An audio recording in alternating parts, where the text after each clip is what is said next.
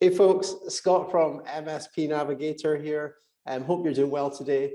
On today's show, we've got John Montgomery from Hot Prospects. He's going to be talking to us today all about lead generation. Now, if anyone knows my background, it's in marketing and lead generation marketing. So we're going to speak to John about, I guess, another avenue in regards to lead generation. John, welcome to the show. Great to have you here. Before I pressed record, we were talking about not every lead being the same. And you mentioned to me they should be fulfilling a bit of a criteria. Is that based on qualification that you're doing in your service, or? Yeah, absolutely. Yeah, well, thanks for having me, first of all, Scott. I mean, first of all, it's really important to understand exactly the kinds of clients an MSP wants to talk to. Okay, so that will really depend on the kind of size and location, the sector, but also who can they help the most? What are their success stories, and how do their services align best to that prospect? But once we know that, then absolutely, a lead is only really a lead when there's something that the client wants to talk about. Okay, so it's got to be the right time, not just the right fit clients, but also the right time. So not 2 years down the line, there's got to be a slightly more immediate need. There's got to be a senior member of staff we're talking to. It might not always be the decision maker, but certainly we want our MSP clients to be talking to, you know, at least someone that's a sponsor or can really be an influencer. So it's about the right time, the right fit client, and really making sure that when the client turns up to the meeting, there's a real conversation to be had, and that also a proposal comes out at the end. That's what we all want. And I'm assuming that's almost like in the name, isn't it? Hot Prospects. Well, absolutely. Yeah. So do you want to give me a little bit of background to Hot Prospects, how you started this, and your background? Yeah, for sure. Thanks, Scott. So my career in IT really started back in 1998 when you know, IT was a big thing to get into. Sounds crazy. Back then, I worked for a global outsourcer, EDS. More recently, I think they were taken over by HP. It was actually on the service desk, like a lot of people in IT start out. So I did a year on the service desk. I realized pretty quickly that, you know, I wasn't great at it. You know, I wasn't going to set the world on fire. And that's when I moved into sales, which was in 1999. And between now and then, I've worked for various MSPs, some really well-known ones, always in new business development. And along the way, I've observed a number of things, mostly salespeople being reluctant to do their own lead generation, or perhaps lead generation being done by an outsourced provider that's not specialist in the MSP world, so they don't really understand it. Or perhaps it being insourced and there being a group of people in the office bashing their phones all day long, trying to get the salespeople such as myself in front of a client with no onus on quality. So the only reason for them getting up was to book a meeting. And I turned up to some horror story meetings. So I saw a real need in the MSP world for a lead generation provider that understands the MSP world, has worked in the MSP world, and has a real onus on quality, so that when a meeting does take place, the client, the MSP, can be confident that they know there's a real conversation to be had. So that's when I launched Hot Prospects, really just from my experience, seeing a real need for that kind of service. Yeah, I know certainly it was like one of the biggest struggles when I was doing IT sales. So I come from an opposite end of the spectrum, John. So I was very much technical and I loved it. I still do. And then I kind of forced myself into sales, and I just thought things would land on my lap. And that wasn't the case. And I guess because I'm a bit of an introvert, I was very reluctant to pick up the phone and, you know, make the connection with, you know, potential prospects. So I'm sure that our audience can all relate to this anyway, because it's like one of the biggest sort of pain points in the space. Do you, like, when a new customer comes to you, a new MSP comes to you, is there like a trigger point that has happened in their business, and then they need, you know, something like your service, or is it generally just referrals that you're getting? I'd be interested to know the types of MSPs that you're attracting into your service, and really what you're looking for. Yeah, so I work with small MSPs. One of my clients is very new, you know, and not quite a startup, but, you know, there are a few members of staff. all the way up to some much larger ones that we probably all know, and they all suffer the same problem. And the smaller one doesn't have time to do it himself, and like you mentioned, he wouldn't feel comfortable picking up the phone to do what I do anyhow. Fine, so he needs my help.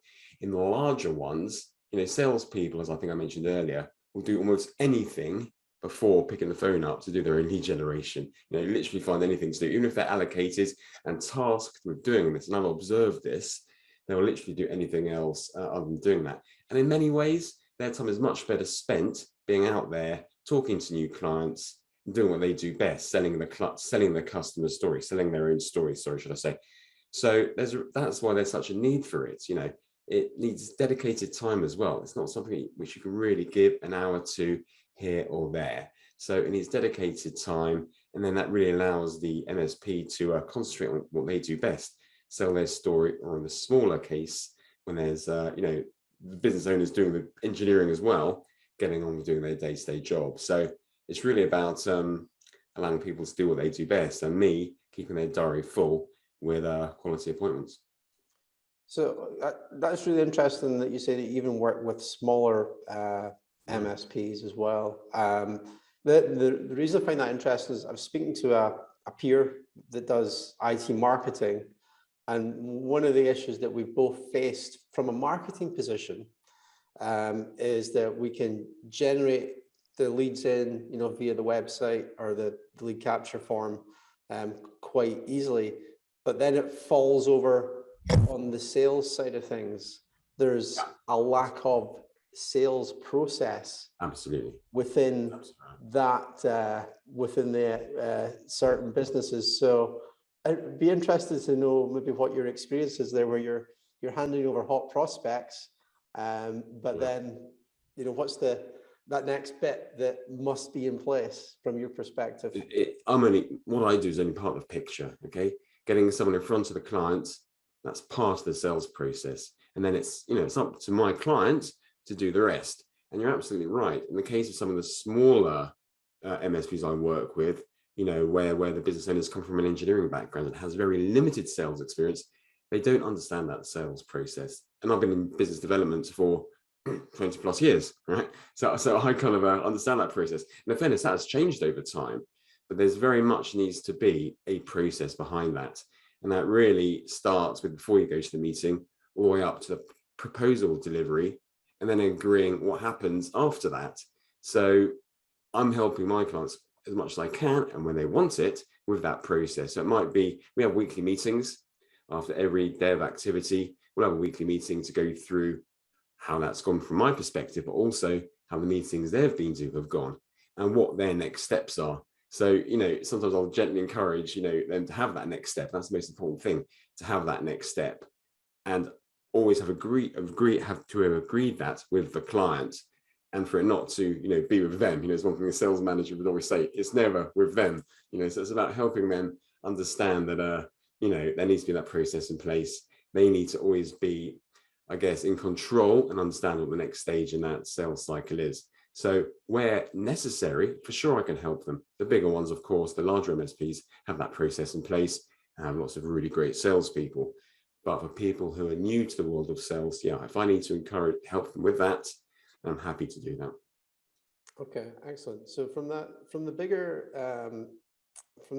clients, then the bigger MSPs, what's the benefit of outsourcing this lead gen to yourself?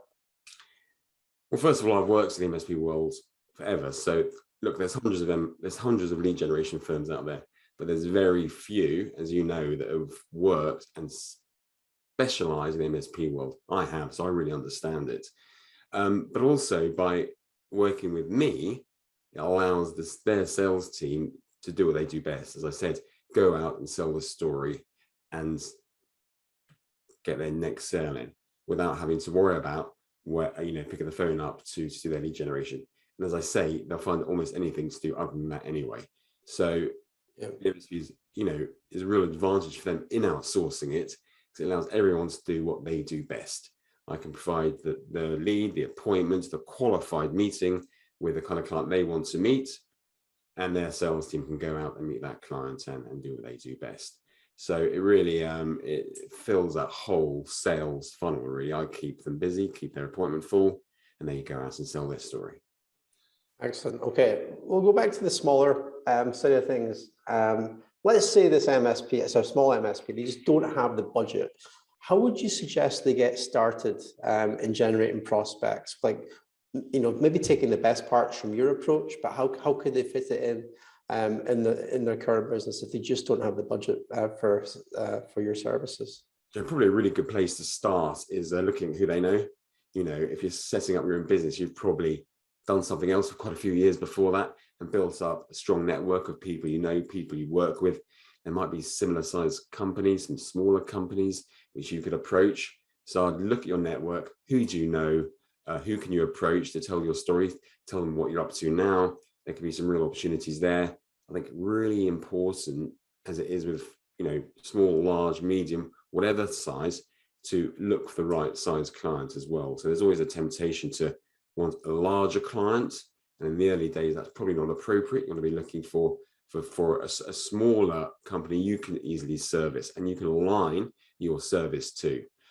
So I'd look at who you know, what's your network look like, and approach those people first. If you have an office, for instance, you might be on an industrial park.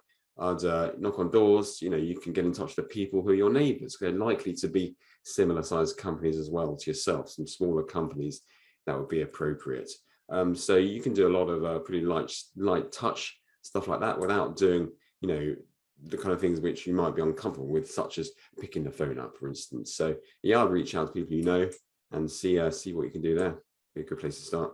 Excellent. And there's always sort of there's always people that are telling me that cold calling is dead, or it's just one of these terms that's kind of been phrased over the years. And I think potentially the pandemic, and this is in my head, the pandemic kind of made that a fact because people weren't in the office. Yeah.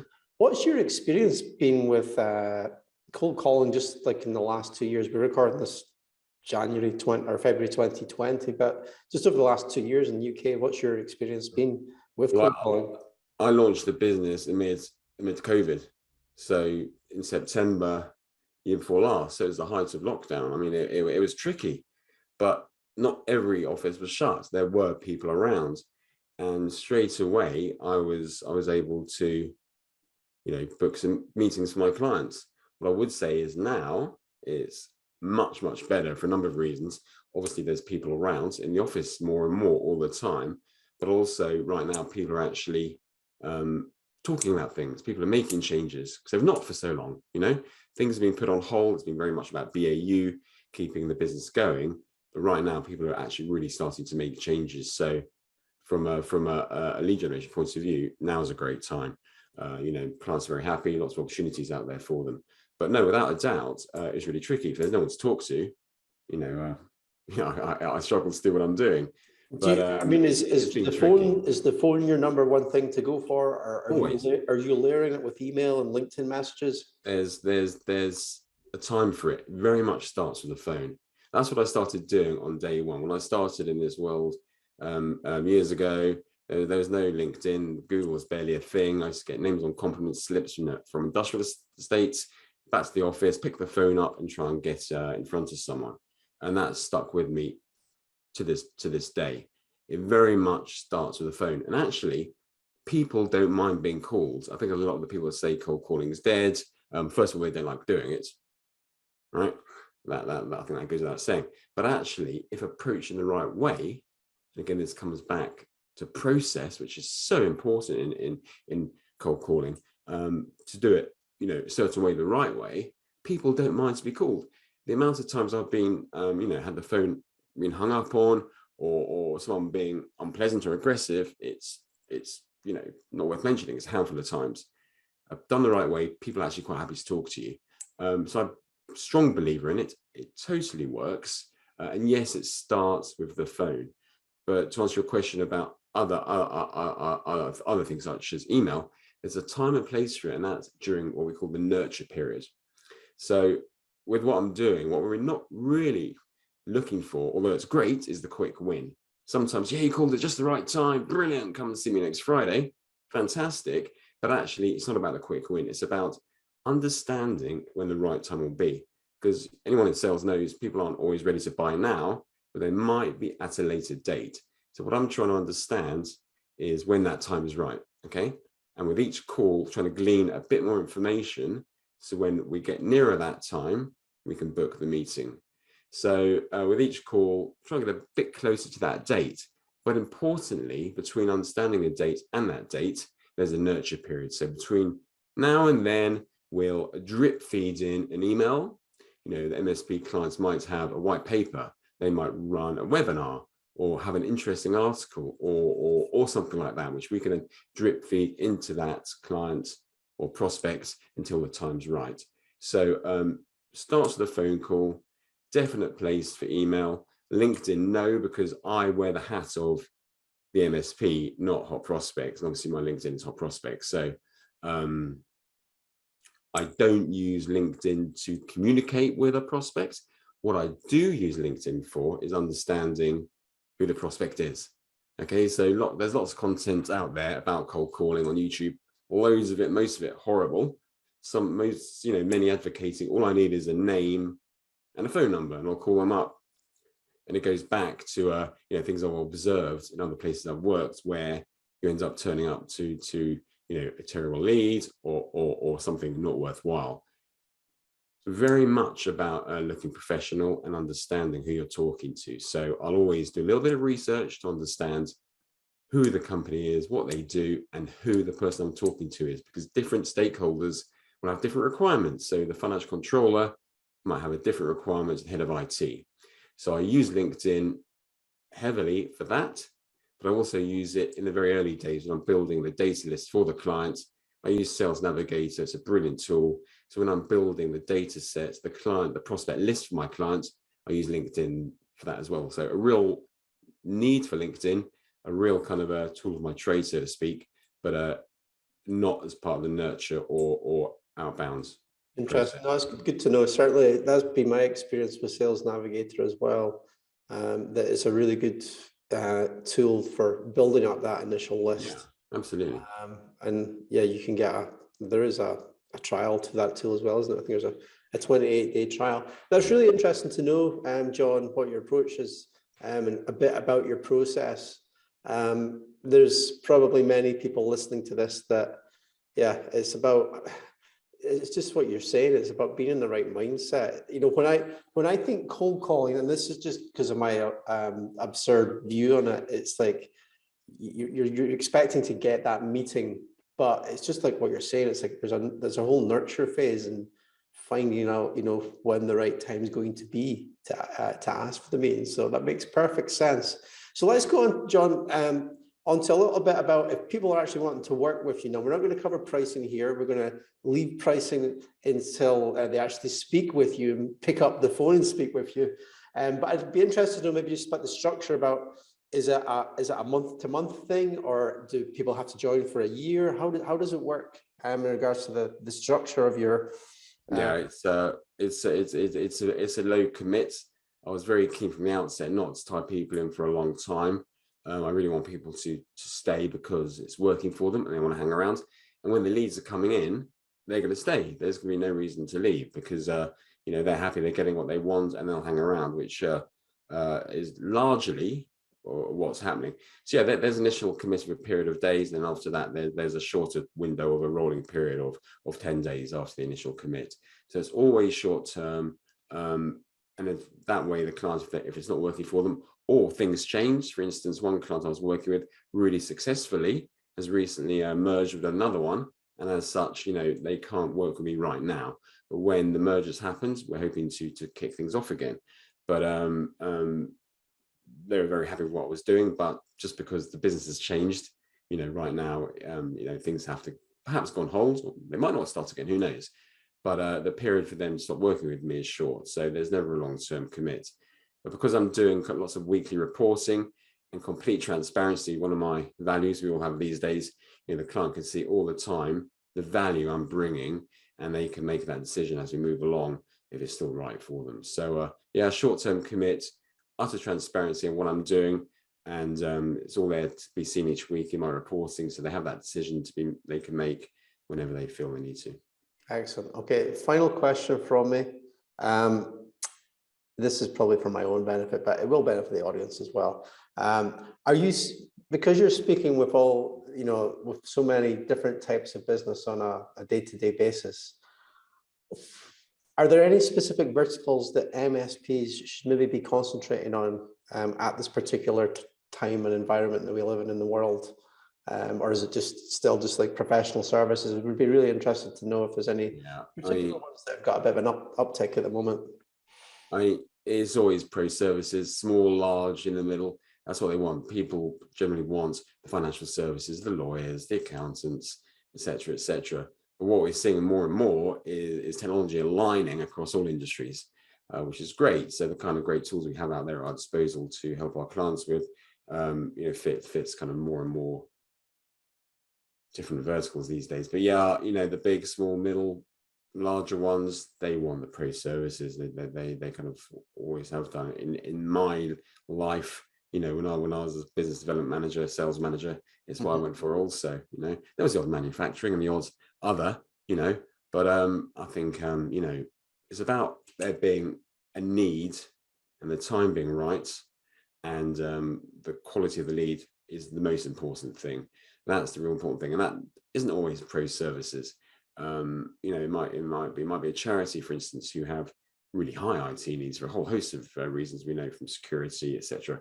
We all know that. So it's really about the time being right, there being a real need, and there being an opportunity there. But it's about understanding that from the offset. So when I take on a new client, that's when we have that discovery phase. We understand exactly who they want to talk to. And it might be pro services, it might be charity, or something else altogether.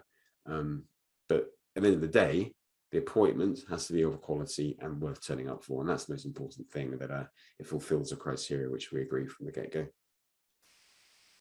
Excellent. John, is there anything that you would like to get across that I haven't asked yet? I don't think so.